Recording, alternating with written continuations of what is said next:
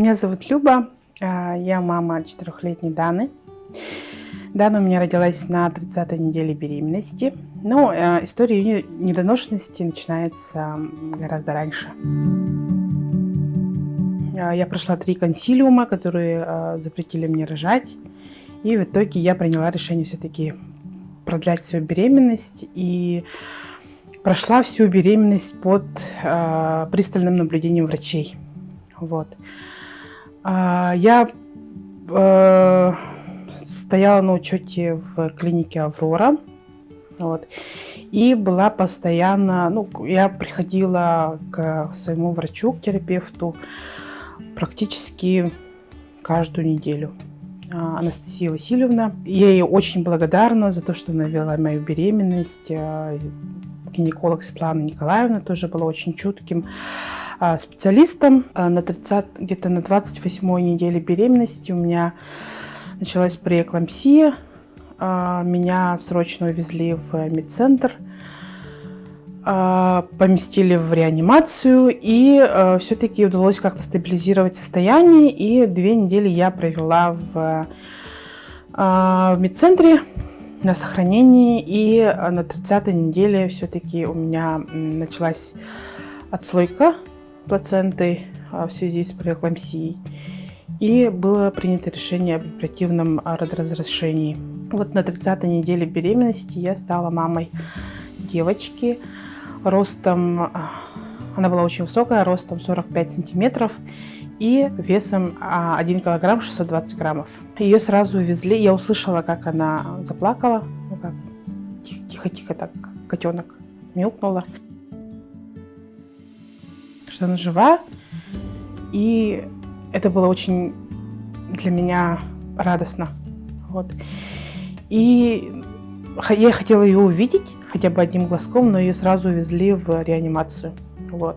Поместили в кювез и увезли в реанимацию.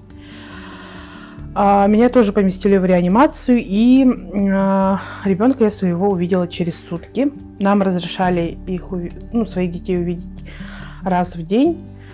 Мы приходили, разговаривали.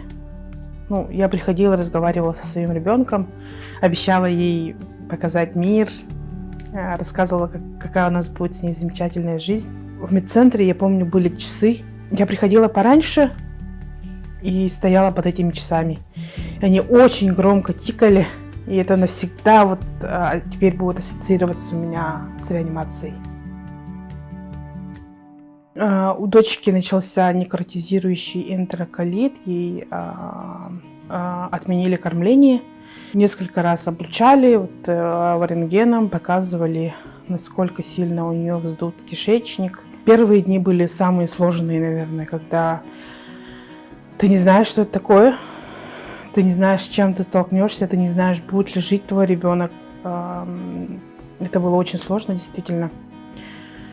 Но я запретила себе плакать, потому что я вычитала, что между матерью и ребенком 30 дней после рождения есть гормональная связь. И я понимала, что если я буду стрессовать, то и ребенку будет не сладко, да? Ей и так плохо. Вот. И в какой-то момент я просто сказала, что я просто доверю своему ребенку, потому что у нас хорошая медицинская помощь, хорошие специалисты, но все зависит от самого ребенка, от его характера, от его бойцовских качеств, от его желания жить. И я просто подумала, что я доверю своему ребенку, я буду доверять ей и буду просто рядом. В итоге операция не понадобилась, все, лекарства помогли, и где-то на 8-й день нас перевели в палату интенсивной терапии. Это было просто волшебно, как праздник. Это было очень волнительно.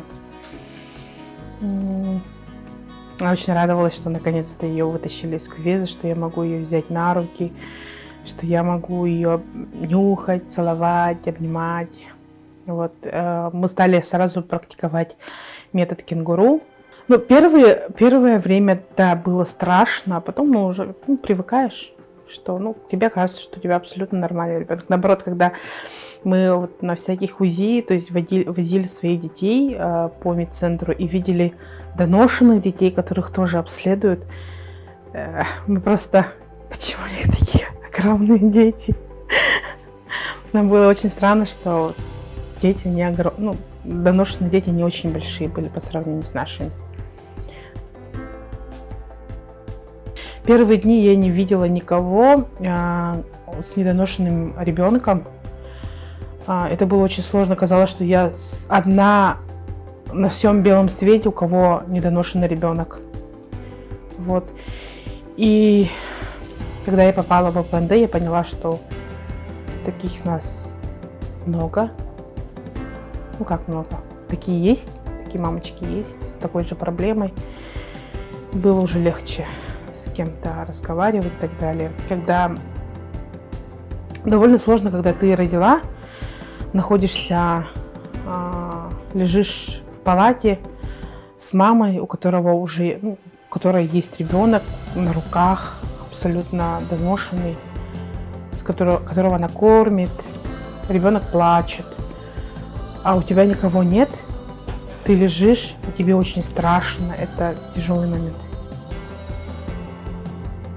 На протяжении 10 дней мы были разлучены. Вот. Меня выписали из-за того, что у меня поднялась температура. Это было обострение пиелонефрита. Я очень сильно плакала. Опять же пошла лечиться в Аврору. И в это время, вот сейчас мы все носим маски. И я тогда, это был 17-й год, я носила маску 24/7 просто. Я спала в маске, я ходила в маске. Мне было очень важно не подхватить какую-то инфекцию, потому что мне очень хотелось вернуться к ребенку. К ребенку, естественно, тогда не пускали, потому что я все-таки выписалась с температурой, мало ли что, да. И я просто приходила каждый день в центр. Я то памперсы принесу, то принесу там мазь, то просто приду, посижу, да. То есть мне было очень важно, чтобы она чувствовала мое присутствие в здании. Вот. Иногда я просто приходила, сидела на первом этаже и мысленно разговаривала с ребенком, что мама не бросила, мама здесь, и мама обязательно вернется. Да, первое время я все время плакала, когда я вспоминала это, когда я думала об этом. Даже когда думала об этом, я плакала, потому что лежа в больнице, я запрещала себе плакать совсем. Потом я все-таки обращалась за помощью к психологам, и об этом надо говорить, надо выговариваться. Вот. Все равно невозможно сделать так, чтобы это прошло бесследно. Это невозможно. Но для матери это все равно будет большая психологическая травма. Вот. Как бы ни случилось, да? Как бы все удачно не прошло, как бы легко сам ребенок это не прошел. Для матери это всегда будет очень большая психологическая травма. Я общалась всегда с девочками, которых я знаю. Вот у нас есть группа, да, это девочки, с которыми мы сидим в Твиттере. Вот. И я всегда получала от них очень много поддержки. Вот. Также у меня есть группа со своими коллегами, я тоже от них получала очень много поддержки. Они все понимают, что недоношенный ребенок это немножко другое, чем доношенный ребенок. Я ниоткуда не черпала, когда ты становишься матерью, они появляются сами по себе. Вот. Ты видишь своего ребенка, и ты знаешь, что ты хочешь для него лучшего. И вот оттуда ты черпаешь свои силы. Тебе не жаль себя. Очень хочется, чтобы ребенок был здоров и счастлив. Очень долго я винила себя, очень долго испытывала чувство вины. Но потом это тоже проходит. Ты понимаешь, что это жизнь, что так сложилось, и перестаешь винить себя. Мне кажется, это нормальная реакция матери, да, вот когда что-то происходит с ребенком, ты сразу начинаешь проецировать это на себя.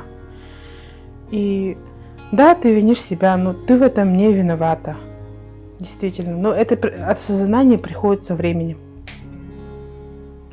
Я, наверное, лет до 3 себя винила, пока ребенку не исполнилось 3, а потом я просто поняла, что я сделала все, как могла.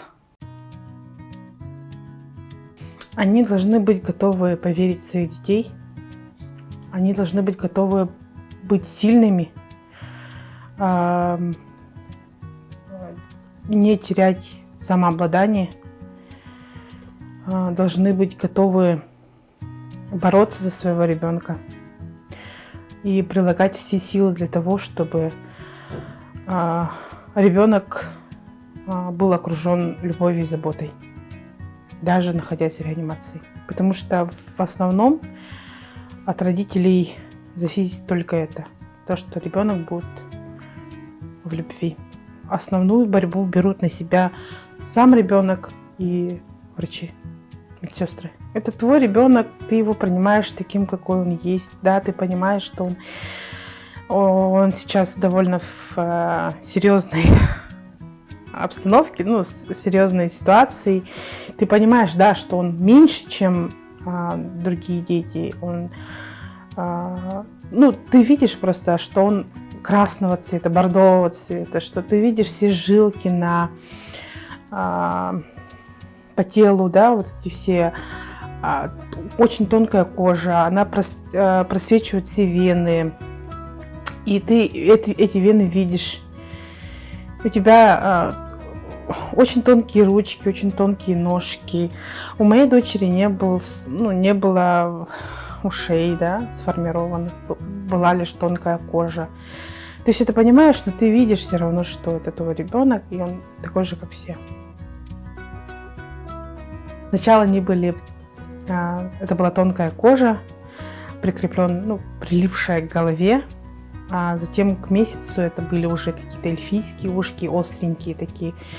И в течение еще 1 месяца они раскрывались как лепесточек. Вот. У нее сейчас есть ушные раковины. Ей сейчас 4,5 года, она ходит в садик и ничем не отличается от других детей. Она активная, с очень сильным характером. Она всегда знает, чего хочет, она добивается того, чего она хочет. И действительно, это у недоношенных детей очень сильный характер. Я вижу это по детям, которых я знаю, с которыми лежали в больнице. Они действительно очень волевые.